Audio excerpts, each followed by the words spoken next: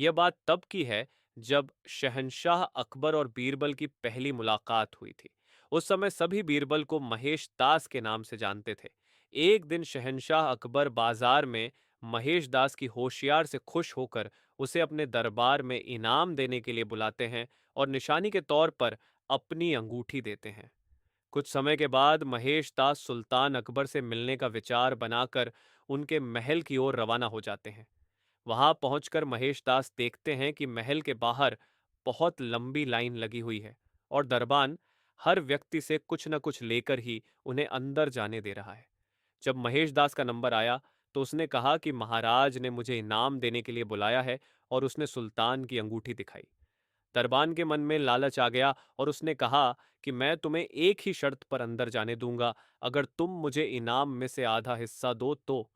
दरबान की बात सुनकर महेश दास ने कुछ सोचा और उसकी बात मानकर महल में चले गए। दरबार में पहुंचकर वह अपना नंबर आने का इंतजार करने लगे।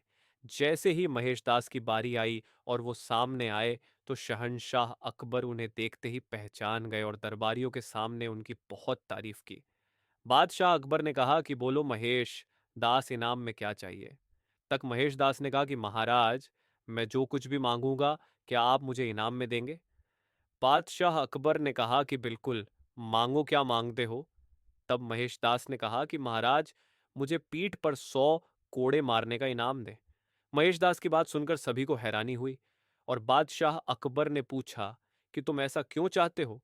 तब महेश दास ने दरबान के साथ हुई पूरी घटना बताई और अंत में कहा कि मैंने वादा किया है कि इनाम का आधा हिस्सा मैं दरबान को दूंगा।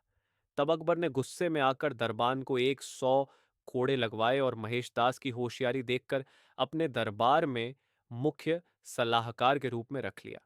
इसके बाद अकबर ने उनका नाम बदलकर महेश दास से बीरबल कर दिया। तब से लेकर आज तक अकबर और बीरबल के कई किस्से मशहूर हुए। कहानी से सीख, हमें अपना काम ईमानदारी से और बिना किसी लालच के करना चाहिए। अगर आप कुछ पाने की उम्मीद से कोई काम करते हो तो हमेशा बुरे परिणाम का सामना करना पड़ता है, जैसे इस कहानी में लालची दरबान के साथ हुआ।